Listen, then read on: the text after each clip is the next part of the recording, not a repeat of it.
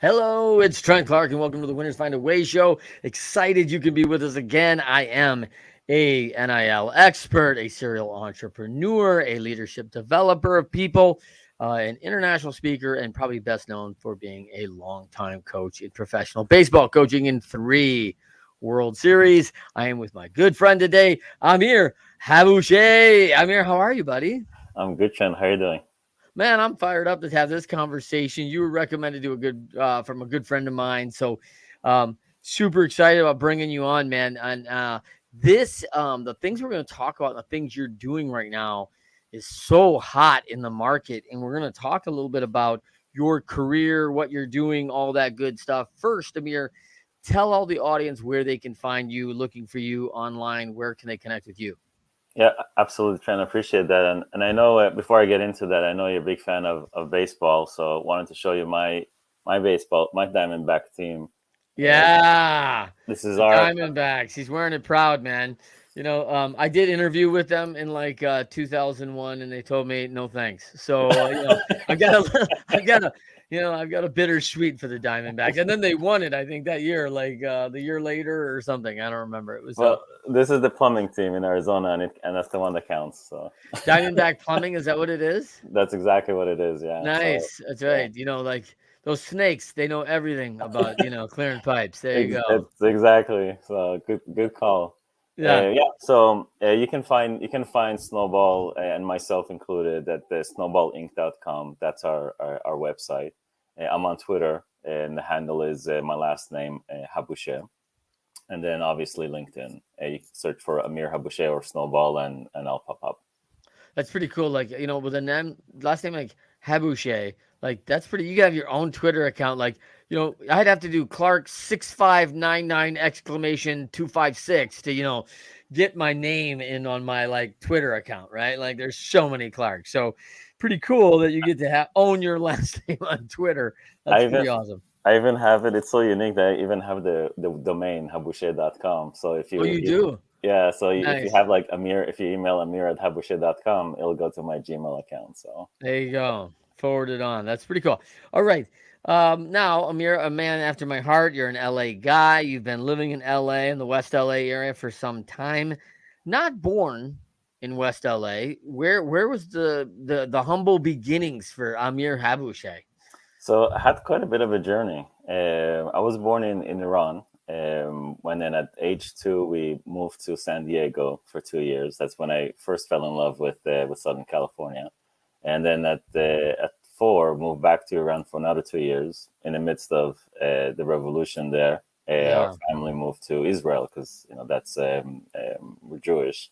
So been there in Israel for a good 9 years, 10 years, and age of 16, and moved to LA, and then haven't moved since. So I would say for quite some time here. So non-Muslim living in Iran, Jewish, is that pretty volatile? Is that like they are not very accepting, or did you feel safe? We felt safe, but at that time during the revolution, there was a lot of uncertainty, Yeah. and that's when we left. And either you went to LA or California, or you went to Israel. So quite a bit of us spread out, and just even for a lot of people with our background, and half my family is Muslim and half Jewish. So Yeah. either way, they pretty much spread out now. Nice. And so why Snowball Inc? Like listen, I don't is there any snow in Iran actually? No, no snow. Well, actually, no, there is snow. We're very close to the Himalayas. Oh Iran yeah, is that's through the mountains, yeah. Yeah, Iran is pretty vast and a beautiful country. Quite a bit, missed out on good culture there. So one day when it opens up, I think a lot of people appreciate what Iran can provide. Yeah. But outside of that, Snowball is truly a hat tip to Warren Buffett and his autobiography, Snowball. We all of us, our co-founders and myself included, are big fans of creating value and giving value, and we wanted to showcase that by our name too. Yeah, now have you ever been to the Warren Buffett weekend like with the whole shareholders over in Omaha because I think it's going on right now. Yeah, it actually ended this weekend. Oh, it ended the weekend. Okay. Yeah, I haven't. I watch it. I love it, but no, I haven't. Only I'm not a big. I travel quite a bit. Yeah. To Omaha is not easy, but it is a pilgrimage. So Yeah. it's maybe next year. Yeah. I mean, listen, everyone wants to go to Omaha on a weekend. Like that's. I mean, it's it's hot, man. I know it's either New York for the weekend, LA, or Omaha. Those are usually my three. I'm usually, It's only the three options you have, really. yeah, it's really what I'm trying to balance for a great weekend away, actually. Yeah. So, yeah, but like, I have a standing invitation and I'd really like to go one year. There's some good friends in EO. They host a great event, for the whole, shareholder event, and quite incredible. And I just keep telling myself every year, man, I got to make time. Spring's a terrible time for me because I got a lot of travel myself. And so it's always one of these things, like every time it kind of sneaks up on me, like, oh my gosh, is that next week? Like, I just need to commit to it like right now and set it and forget it. And like, hey, I'm going to be in Omaha next year, on like May 5th or whatever. Trent, why don't we just book the flights right now so we meet up over them? We There keep we go. ourselves accountable. Let's just commit, man. That's it. I love it. I love it. We're going to do that. So now you grow up. What's life like in LA? I mean, you come back. You're a high school kid, and did you graduate from high school in LA, or were you in San Diego? Graduated from Santa Monica High School. Oh, there you go. Yeah, Yeah, the nice thing about Israel's school system versus United States, it's very rigorous. So where here you do 6 courses or 6 classes or subjects in a year or in a semester. Over there, it's double that. It's 12 plus. So by the time I got junior year, I already had like more than enough credits to graduate. So I was taking a lot of college credits and a lot of other like ROP classes, which is regional occupation program. So yeah, it was actually easy, and I enjoyed it because in Israel they teach you English early on at 4th grade. So I already had English pretty well, not as good as I should be, but that definitely helped me. yeah. I mean, it sounds pretty good, Amir. I mean, almost native, and yeah, obviously those 2 years at a young age, right? Being in the States and things, and then, yeah, it's interesting, right? Because everyone goes, "Oh my gosh, U.S. schools, we're pretty well known, especially probably for our university education, right?" But yeah, I mean, I know a couple of my kids. We've homeschooled our kids under a pretty rigorous program called Classical Conversations, and when any of our kids went to an actual public school, they're like, this is pretty easy. Like, Yeah. like, I'm like, hey man, you got any homework or something? Like, don't you got stuff to do? And they're like, not really. And I was like, so there's a lot of kids, especially kind of that take kind of your path. They kind of got their major stuff done by the time they're 16. They're really starting to take like the junior college classes, which is where you head next to, right? Uh, Santa Monica College, right there. That's right, Santa Monica Community College, which we call it Santa Monica High School 2.0. So Yeah, yeah, because pretty much a lot of the same yeah. students Same are there. kids. Hey, weren't you in my math class last year? Yeah, like, Yeah.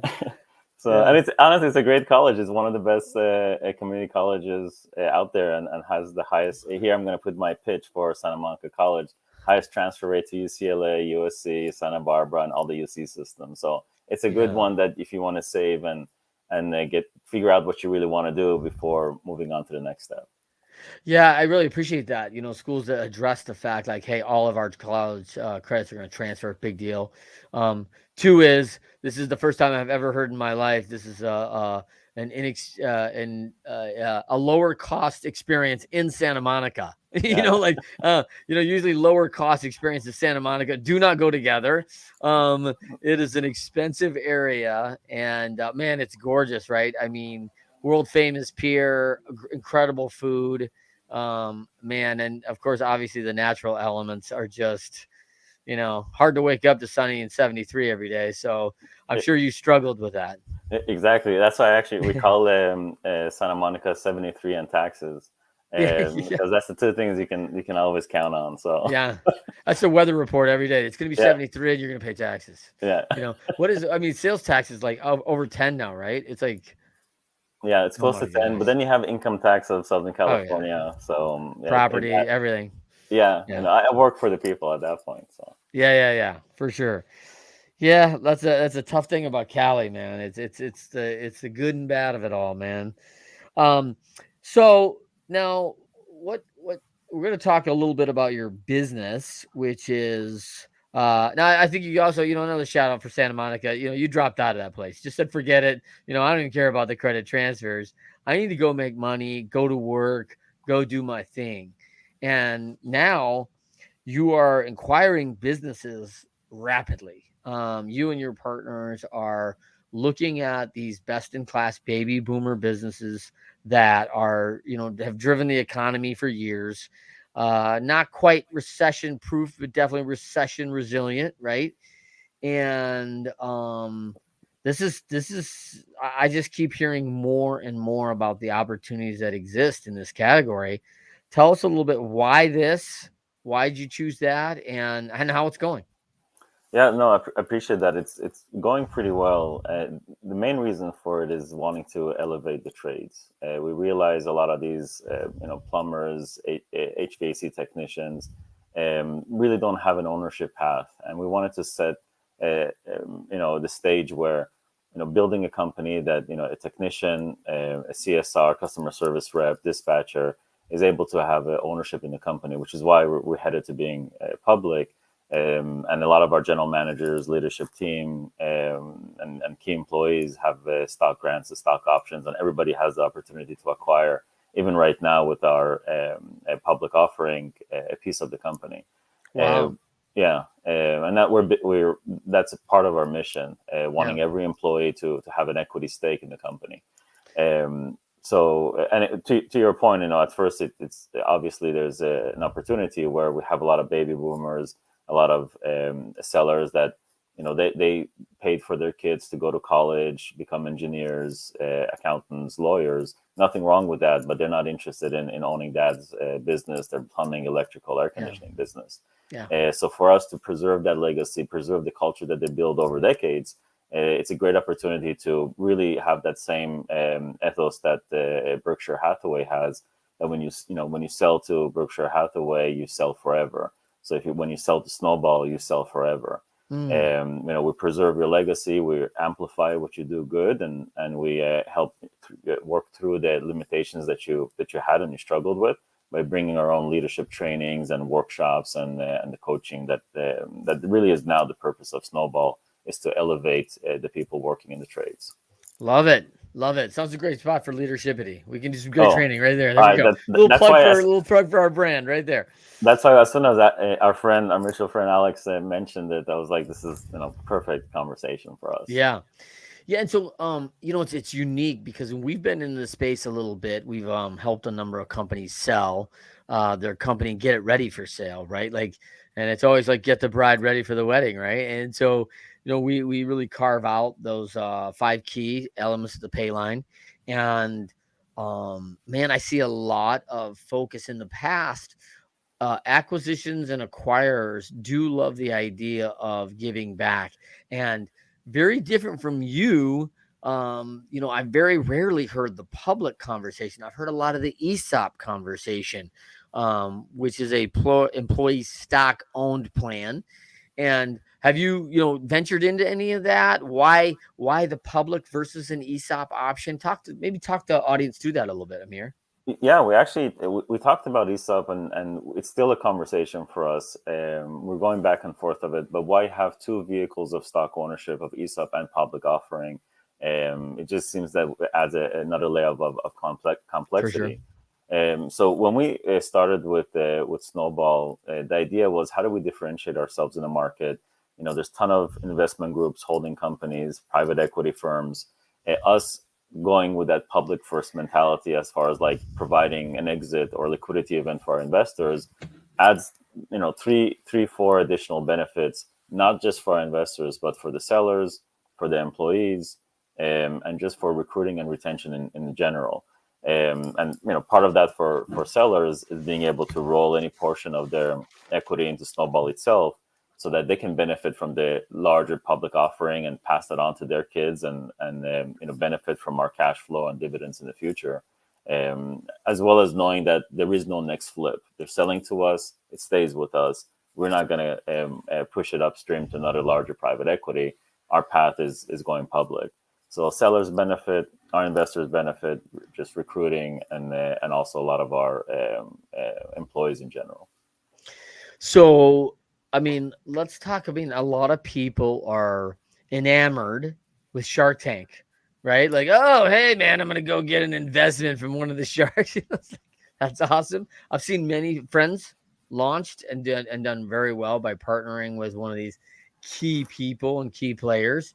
Do you have any exposure and experience with it? Like, is this something like you see Snowball kind of as a Shark Tank type program? Um, as far as acquisitions, not so much a Shark Tank way program. We've built a really good brand. We've went to a lot of events to talk about our story, resonates with a lot of sellers. And right now in a position where we can be a bit picky as far as the companies that we partner with or we acquire. So there's usually a path where we're trying to disqualify an acquisition more than anything else, because if either you want to do a large payday exit, or you want something that you preserve the legacy and the team that you build over decades. That's the latter is where we're interested, is to identifying those sellers. And if you're not ready right now, that's not an issue. We can actually help you with our leadership team and workshops. We do that actively, and then when you're ready to sell, then we can talk. Love it. I love it. Let's talk quickly about what most people don't know about you and hearing you. Hey, you're a lovely guy. You're the super nice guy. Come in, get it all done. But the nickname is Hatchet Haboosheh. So I just want to be clear that like there's another side of this acquisition challenge that Hatchet Haboosheh has to come in and clean it out, make sure the business is sustainable, moves forward, and that's not always comfortable, man. I mean, that's not easy. And of course, you're trying to do that for the greater good, and there's casualties in that. Is that fair? That's fair. That was the biggest challenge early on, I would say. Terminations and letting go of close friends, some of them co-founders, but being focused with zooming out on the greater good of the company. When you're at our size, when you have 150 plus employees, you're really responsible for 150 plus families, and you Yeah. can't have one or two people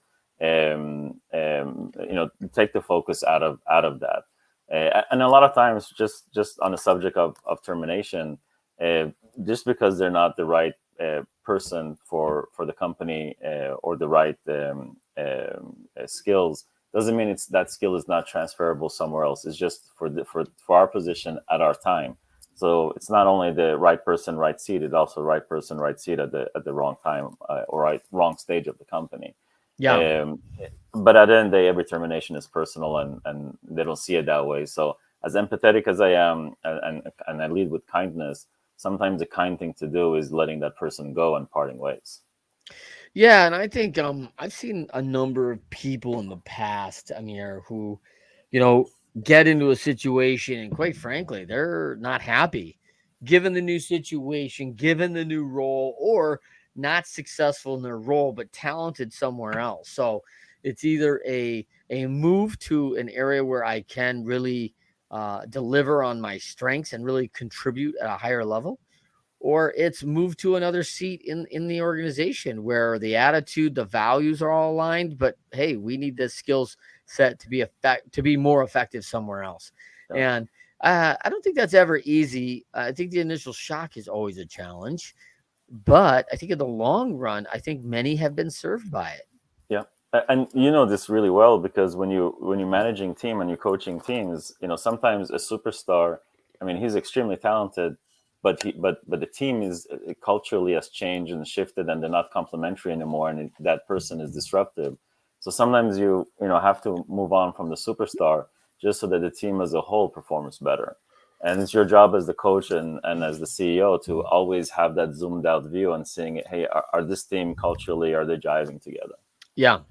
No, and I think it's really it's having been at that level, right, with a lot of superstars. And here's the other thing, like when you talk about the humility to change your role, when you look at the top athletes, the top people in business, they've been a superstar a long time and at a lot of different levels, right? And now it's like, hey, we just need you to be a role player right now for us. And it's like, no, no, no, I'm always the superstar. Like, well, okay, but not today.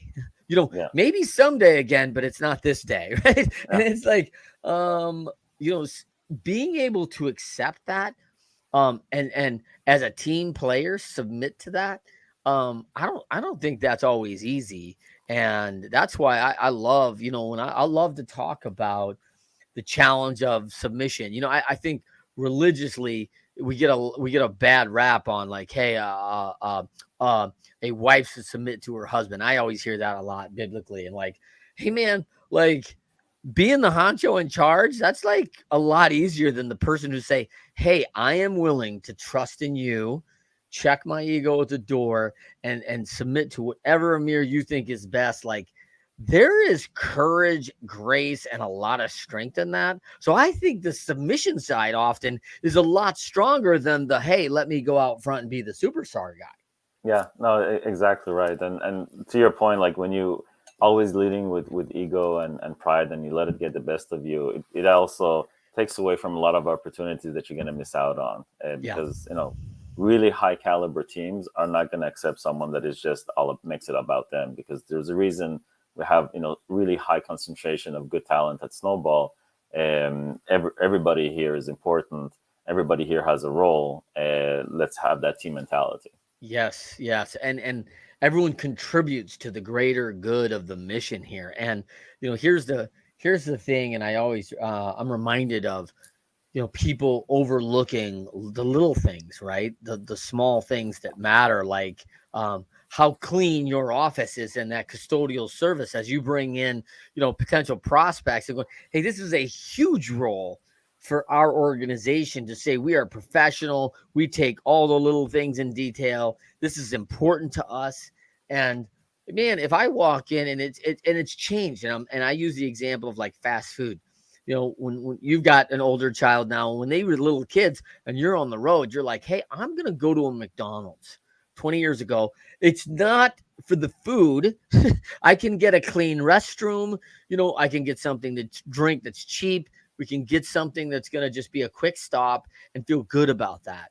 Yeah. And man, now that some of the little things are gone out of that organization, it's like, Yeah. hey, are we going to get this back? Because, the reason I stopped before, you don't give me the same reasons anymore. And it's not fast anymore. Like, Yeah. I'm sorry. Like, so I don't have quality, I don't have speed, and I don't have cleanliness. I'm sorry. The three things that I came to you for, I don't need to come to you anymore for. Like, this is not good in your model, right? Yeah. Exactly. I would even add safety and just good lighting. Like, you just generally, like when you go with your kids, you just want to make sure that the place is safe. You're not Yep. going there for the quality, even though I'm not going to talk too bad about them. I do love their Yeah. fries. And Yeah, right. God love their food too, by the way. Like, Yeah. I'm not knocking McDonald's. I am happy with them as what they offer me. I am happy. Yeah, but definitely, like, that's part of the things that we always think about in that moment. Do we want to choose, Jack in the Box or McDonald's or Chick-fil-A? And now it feels like, hey, I'd rather go into Chick-fil-A. That gives me that warm and fuzzy feeling because they're clean, they're polite, they're respectful. Quality of the food is good. It's well lit and safe. So Yeah. And expediency is important to them. Customer service is important. You feel customer service, valued. yeah, And we're paying a lot more for that. I mean, in yeah, fairness, my guess is the average check on a McDonald's to a Chick-fil-A check is probably for two people. I mean, no less than $10, right? And so, like, all of a sudden, you're like, whoa, man, like, yeah, I'm paying more for that, but I'm getting what I pay for, yeah, right? yeah. So, And customer service is key. oh Even with our man, technicians, at first they have some challenges with it, but our technicians, when they roll into a house, they know not even to park and block the driveway, because you don't want, if they need to, someone needs to leave in a rush, or the husband comes in and parks, you don't want to be the one that is just taking their spot.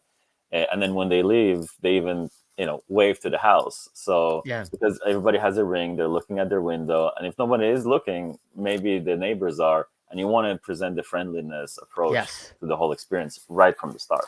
Yeah, I think Chick-fil-A's really set the standard for that today. I love, when I first learned about My Pleasure, right? I mean, I remember going into like 5 Chick-fil-A's over a week time and asking all sorts of questions.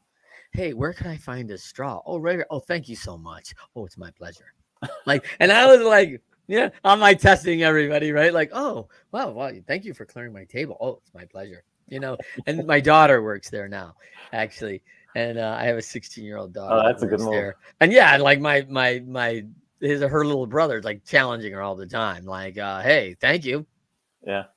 Are you gonna say my pleasure at home too? Like, like he wants to know if she's gonna be as committed at home. She's not. She's not as committed to customer service at home as she is at work. Apparently, getting paid really matters for that, and so I it's will say good. to test that. We'll give it a year, because I actually heard from my friends when they had their sons and daughter working at Chick-fil-A. All of a sudden, when they said thank you, they said instinctively like my pleasure, Yeah, and they yeah, had to recoil it for a second. So yeah. Well, and I think it's so unique. It's really a unique saying that they've developed because "you're welcome." I don't think is heard. And when they say "it's my pleasure," I mean "it's my pleasure" it feels genuine, right? It feels like authentic. Like, wow, this man or child or girl, woman, boy, they have all ages, and they're committed to actually this experience that I'm having. yeah, And, hey, maybe they're robotic about it. I don't know, but it sounds pretty authentic. And like that plays. The other unique thing I heard, and I don't know if this is true, by the way, I should ask my daughter. These are inside secrets of Chick-fil-A. So I don't know if this is true, but I had been told that on an interview process, if a candidate comes in and does not smile in the first 5 minutes, the interview is over and they will not consider hiring them. oh, I did not hear that. That's an interesting rule. Yeah, like what a like a Yeah, here's our line in the sand. Here's a minimum qualification. And I recently had a former Navy SEAL on, and we kind of laughed about the minimum qualifications to get into a SEAL class.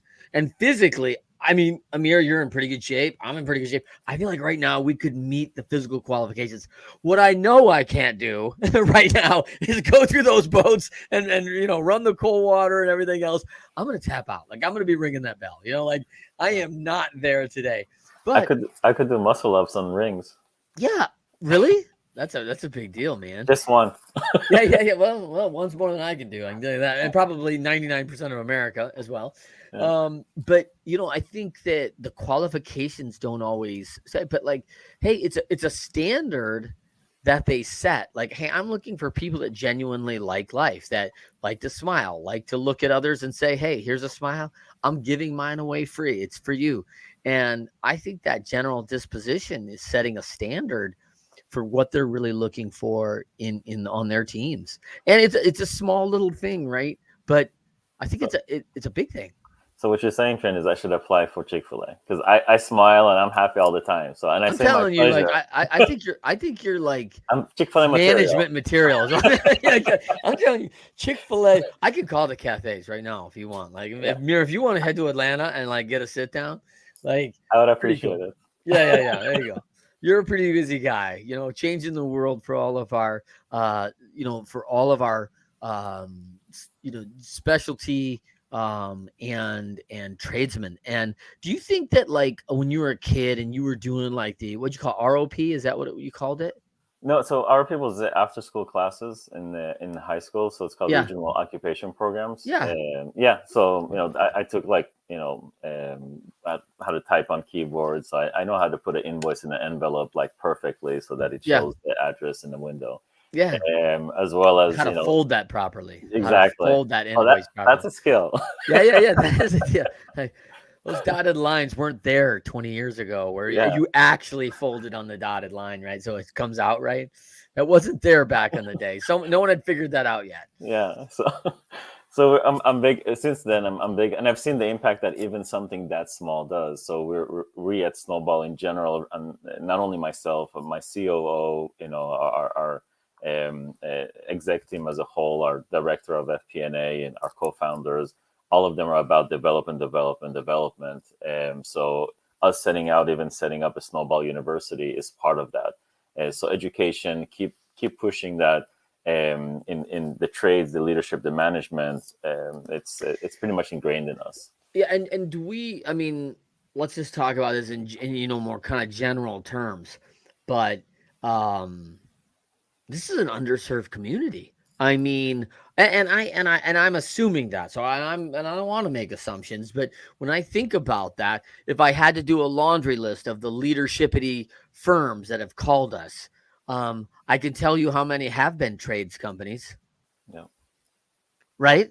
I mean, they're not investing in in these quality workers, and these guys and these people on the front line. And I was a franchisee. I think I was like the 11th or 12th franchisee of 1-800 Got Junk, and Brian Scudamore was committed to customer service at that level. And this is nothing fancier than we are going to haul junk out of your home, out of your office, the things you just need to get rid of, and it is lickety split gone off your mind. And as a person in this business, like the value of stuff sitting in the corner going, oh my gosh, it's mental energy. I walk past that 3 times a day going, when is someone gonna get this out of here? yeah, And he just really categorically set that apart about how we could do this in a system of with a smile and with a good looking group of folks that are professional in a uniform that come and deliver a customer service experience. And it was all about the experience, right down to the technology, which I think in 2001 I was getting text by phone orders and direct credit card charges right to my QuickBooks account directly to my bank. that's And amazing. yeah, it was amazing because I remember in 2012 people telling me like, "Oh well, you're not going to get QuickBooks to process that to your bank." I'm like, I was doing that 11 years ago. Like, what are you talking about? Like, of course you can. And they were ahead of their time in a lot of ways. No, that's amazing. And so, just to rewind on what you said on compensation, we drive hard on making sure that our teams are compensated above market. We want to make sure that they and there's the reward there is following a good process that is very customer service centric, and following that, giving the right options, the whole journey from knocking on the door, stepping back, diagnosing the unit, explaining to the customer what's going on, and making sure that they're very clear on the charges and everything else. That's part of the experience, and we want to reward that to our technicians, CSRs, dispatchers, all the rank and file of doing the hard work.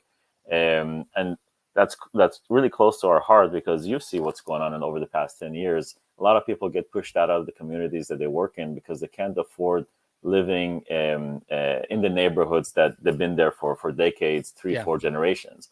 So Yeah. we want that to be a choice for our technicians and for our team, that hey, it's your choice if you want to move out, but we want to make sure that you can afford living in the communities that you serve.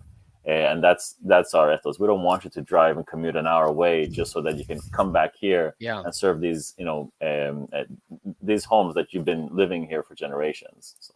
Yeah, and I think what you're doing is amazing too, is offering a track for increased education, increased opportunity, increased payment, increased management opportunities, growth and development, even taking on new operation in a new city, a transfer to direct management of a facility, utilizing the tools in interior training of others. I love teams that really get the fact like, hey, I'll know you have it, Teresa, when you can teach it. And you're so good at this that I want you to go up into this new community 2 hours away and have an opportunity to make 35% more than you've ever made and manage this group and train this group. Because if everyone was good at customer service, what a great organization I'm going to have over there, as well as we've done here. And I don't know if that's been a big offer in the trades. The biggest upgrade offer that I can recall in the trades is adjusting to higher level, higher risk work. And higher level often means increased certification. And if you're not great at the X's and O's, reading, math, that's a struggle because you got to retest. Hmm. And then the other opportunities often come with a degradation to the family. Like, hey, I've got a great opportunity. If you go 8 weeks on this rig, you can make a lot more money on a premium payment, but you'll have to sacrifice 2 months away from your family. And you're like, I don't know how great that sounds. Like, I do like the money option, but I'd like to stay married, and I don't think this is going to go well like that, right? So that's a tough thing. Like, that's a tough thing to carve a new path. It is, and we're very cognizant of that. Exactly what you just said, of even leaving your families for a night, because when you have a plumbing issue or toilet overflow at Yes. 2 a.m., you want a plumber to show up, and so we make sure that we rotate that, and also for the plumbers to feel like at that moment. One of the things I actually picked up from a previous seller of the Diamondback firm that we acquired was when you show up at 2 a.m., you're not a plumber, you're a hero. Yeah. And yeah, right. yeah. So imagine like your daughter is going off to school somewhere in college, and she calls you, Dad, I have a my toilet is overflowing. Yeah. You feel helpless. What are you going to do? You call a plumber, and they tell you, hey, we're going to show up at 7 a.m. or 8 a.m. Yep. We don't have anyone right now. You're frustrated. You call Diamondback, or you call one of our teams. They show up at 2, 3 a.m.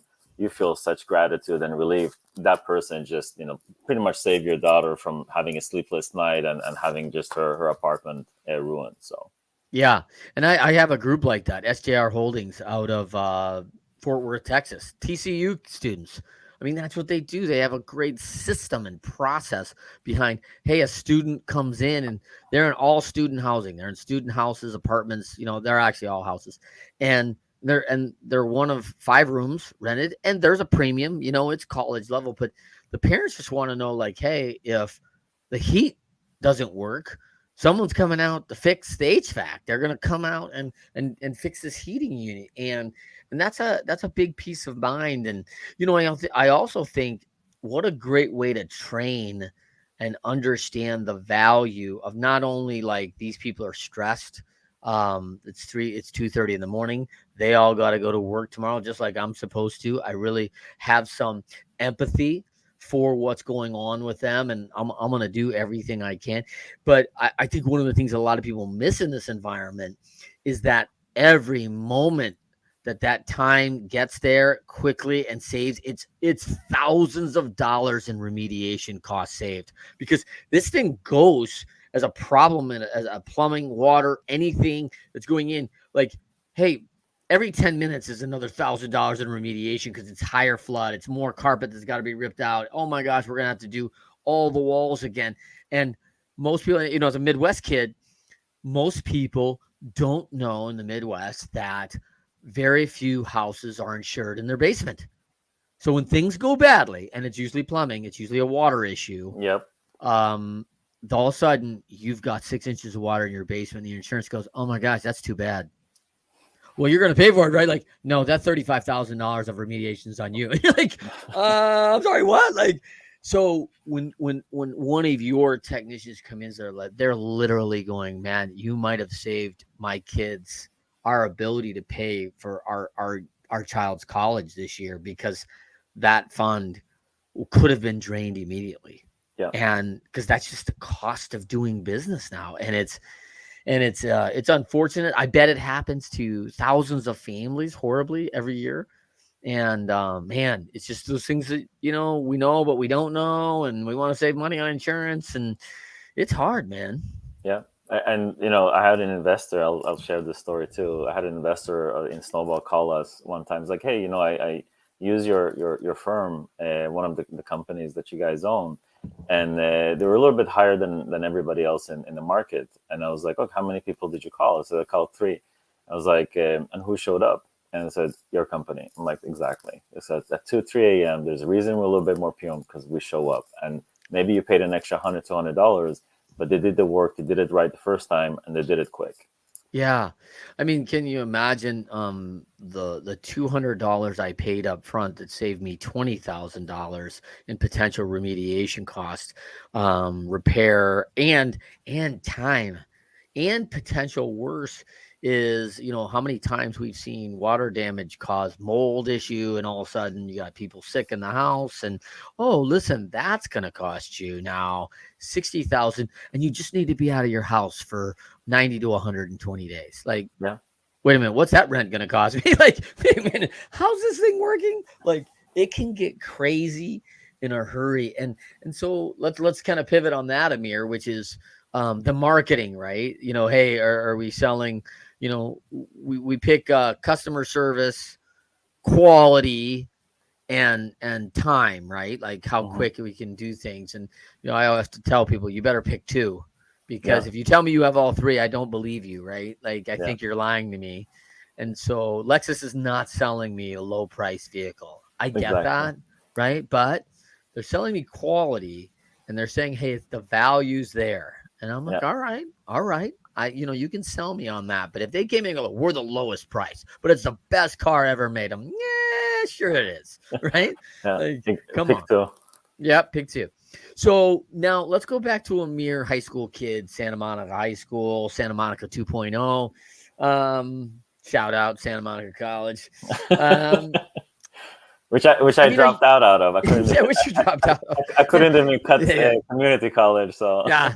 I wasn't even worried about the transfer credits. I, th- I think So, when my Spanish teacher, I was taking late night classes, and I fell asleep in one of her classes, and she told me, "Look, I'm not counting you in as being attending here." I'm like, you know what, you're absolutely right. Sorry for disrespecting you, but can I go back to sleep? yeah. And I went outside to had a couch there, so that's when I knew that okay, I need to move on. I'm not doing right by anybody. Yeah.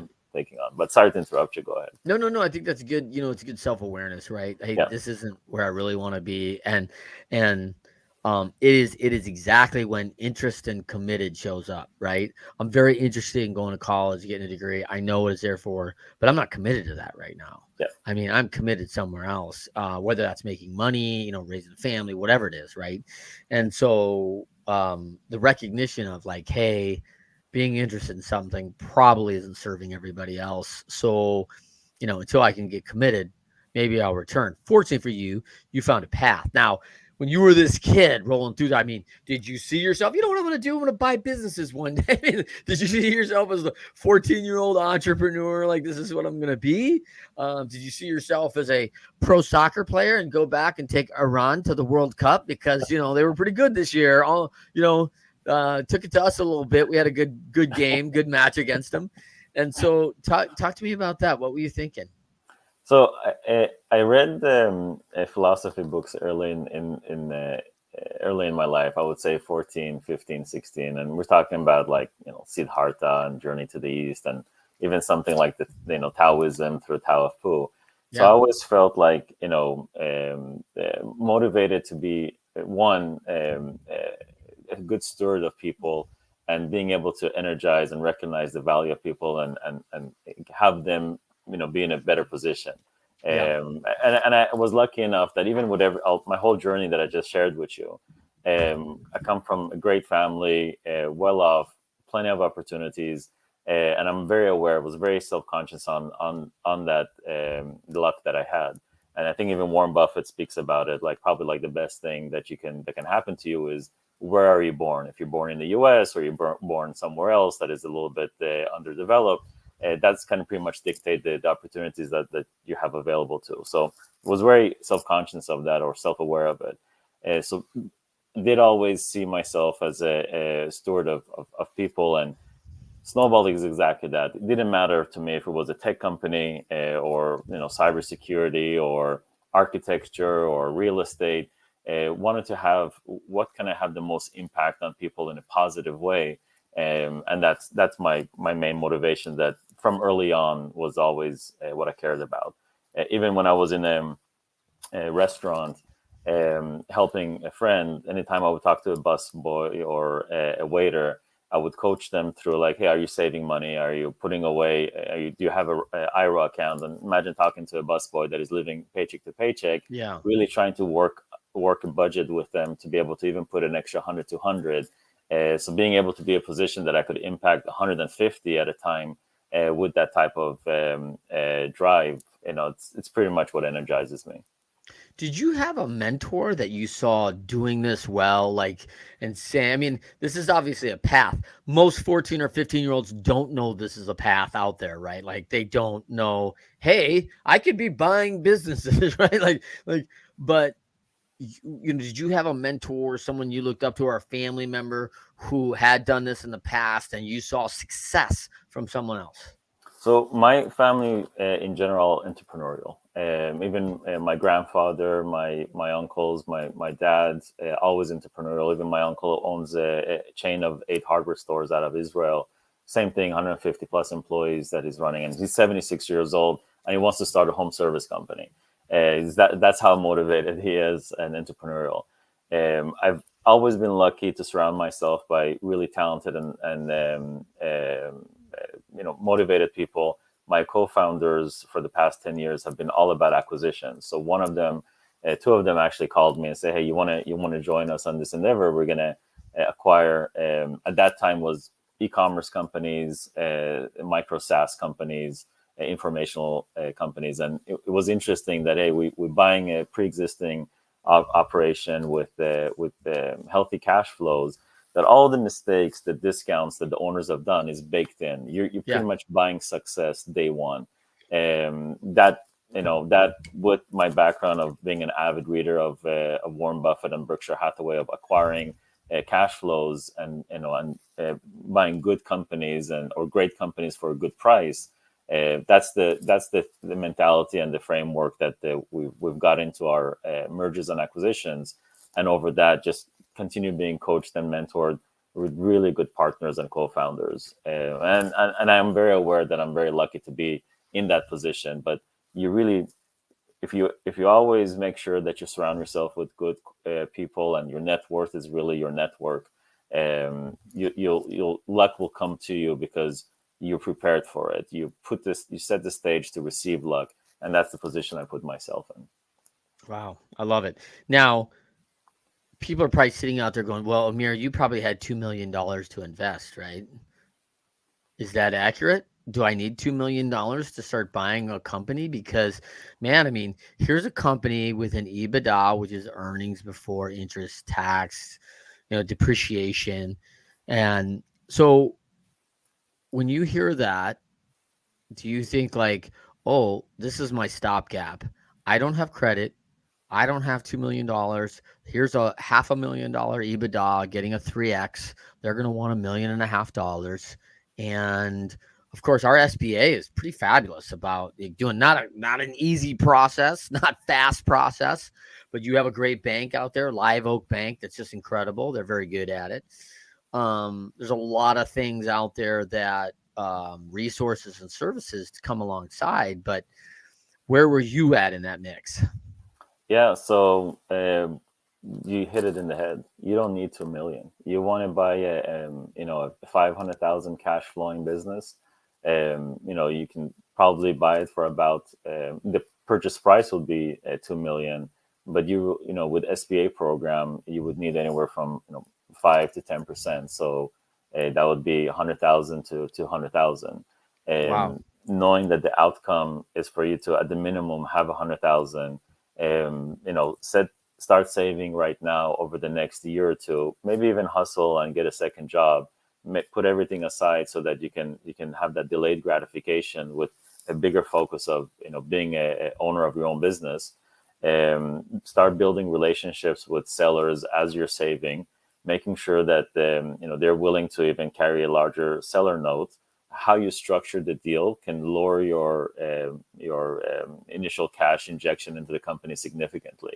Yeah. And then on top of that, to your point, even how creative SBA is. One, you don't have to have a perfect score. It's not like buying a home to have 800, 700. Yeah, they're not looking for 750 pluses. Like, they see the value of the product. The P&Ls are relatively clear. They're going to want to see some clear finances to say, hey, historically, this has produced the money to pay the note.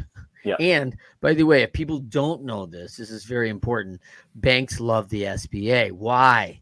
Because the SBA takes 90% of the risk they are on the hook for 90% of that loan. So the bank goes, well, we're really going to stick our neck out for 200,000 of this 2 million at Yeah. 10%, of which Amir just gave us 100. So we're down to 100 now, right?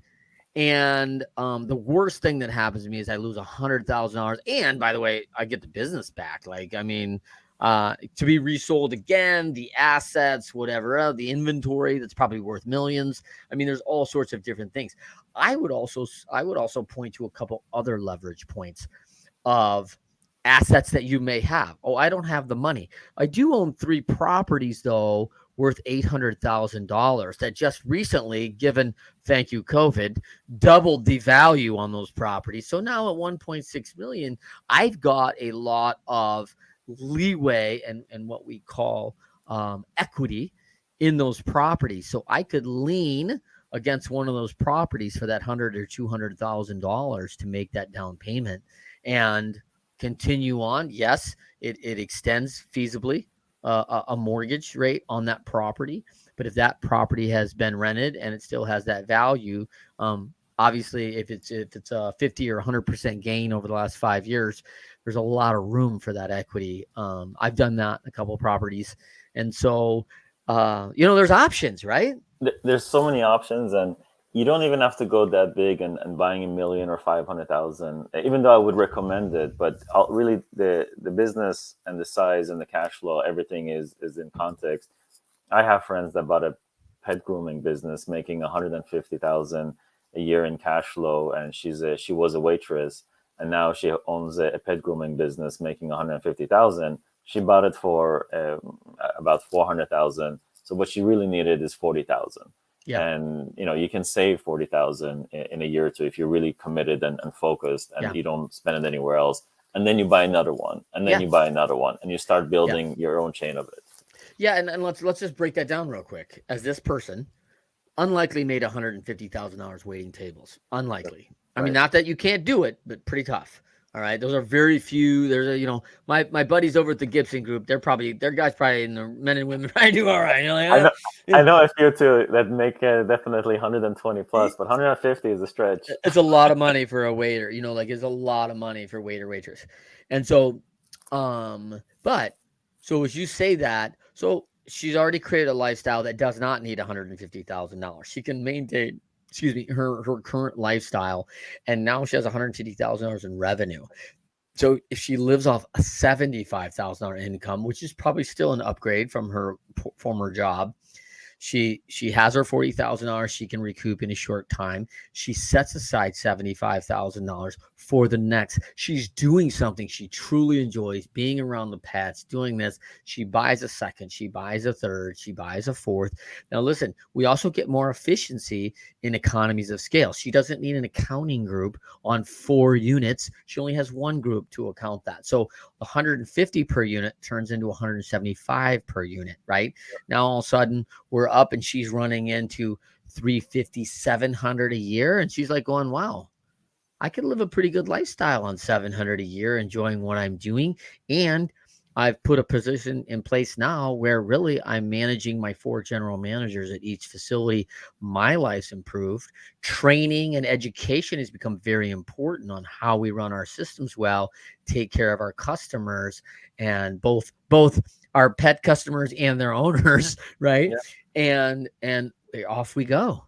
Yeah, and it teaches you so many things too. It teaches, like everything you said is like you nailed it. But it teaches you management skills. It teaches you customer service, even though waiters and waitresses do a fantastic job of that. Yes. So that translates really well. But the whole customer journey from the moment they walk in to the cut that their pet had, to the shampoo experience afterwards, people management. There's other skills you learn that now, if you want to go to the next level and maybe sell this and buy a bigger business that is doing $1 million in cash flow, well, first you amass quite a bit of wealth over the past 3-5 years that you have the down payment, so you now need to step up. But now you're ready to receive that a bigger business because there's a lot more at stake. There's 30 employees, there's 50 employees, but you learn your management skill chops with the 5, 6, 7. Yeah, it's so good. I mean, and for people that don't know, There are 10,000 baby boomers retiring every day, and many are company owners. These businesses are highly, regarded in cash flow positions. In fact, one of the knocks that I have on the best in class and baby boomer business is that they don't scale up, because if you've kicked off a business with 500 or $1 million a year for 15 years, let's just say that's 7.5 to $15 million. Like, if you're living in the Midwest, you're living very well. All right. And also, these are baby boomers, so they are over 65 years old. So I don't know, like, I don't, at 65 years old, I won't have a payment on any of my properties, right? I don't have a mortgage anymore. My costs have all of a sudden gone down in my lifestyle. And I'm like thinking, man, I don't want to scale this thing up because I don't want to work that hard. I don't need to work that hard. I've got money in the bank. I've got college paid for the kids. I'm going to retire good. Like, I don't need to go acquire 50 more customers and add 50 more agents. That people are hard. So I don't know if I want that headache. I don't know if I want some businesses, the customers are the headache and hard, right? And I don't know if I want to have that when I'm good where I'm at. And so, hey, if you're a young go-getter, I think there's a lot of opportunity to take a $3 million top line into a 6 or 10 top line by putting some just some hard work in, some effort, some marketing plans and skills, and scaling up with a process. Amir, what have you seen from that? Oh, absolutely. And they don't want to go through another recession either. Like, they lived through 2, 3 of them, and the last thing they want to do is deal with another hardship to navigate of an exit. So we even, I don't think we talked about this. We even have an accelerator or a program where a lot of these acquisition entrepreneurs that they're buying their first plumbing, air conditioning, or electrical business. Well, you're not from the trades most of the time, but you do have the hustle, you do have the scrappiness, you saved up some money. So we provide that when you partner with us, we won't acquire you day one, because there's a lot of things that the business you bought probably needs to uplift. So we provide workshop training, access to our best practices that we mentioned. So at least you have a guiding hand, so you don't make all the mistakes that if the cash flow already has baked in, and you're about to expend that all over again. No reason for that. The owner already paid for it. Team up with a company that can give you the blueprints for you to just grow and succeed, and maybe even get an exit out of it. I love that. Yeah, that's just working straight on that pay line, man. Like, what's the value? What do people want from when they acquire that, right? So Amir Hatchet Haboosheh in with us. So, Amir, you're gonna get me in trouble, Trent. I know, man. So tell them where they can find you again. Yeah, they could find us at snowballinc.com. And myself on Twitter, Haboosheh is the handle, and then on LinkedIn as well. If you search for Amir Haboosheh or Snowball, we're there. And part of just to tie this up, we are having our heading to go public. One of the steps is our crowdfunding portal, where people can join and buy a piece of the company. Nice. And basically have a piece of your neighborhood plumber or air conditioning. That's what we want our customers, similar to Costco. You're an investor, you're a member, but you're also a customer. We want that with Snowball too. So people can participate in our journey right now. And they can find out more about that at snowballinc.com? Exactly. All right, there you go. Look, on my show, you get all sorts of good stuff, man. Like, you can invest in a company right now with Amir, and it's just, you can do it online, like in about 30 minutes. You're probably set to go, right? And exactly. Cash. So, thank you so much for everybody out there on the Winners Find a Way show. Thank you for joining us. To Amir Haboosheh, so glad you could be with us. For everybody else, always Winners Find a Way show on Fridays, 12:30 p.m. Eastern, 9:30 a.m. Pacific.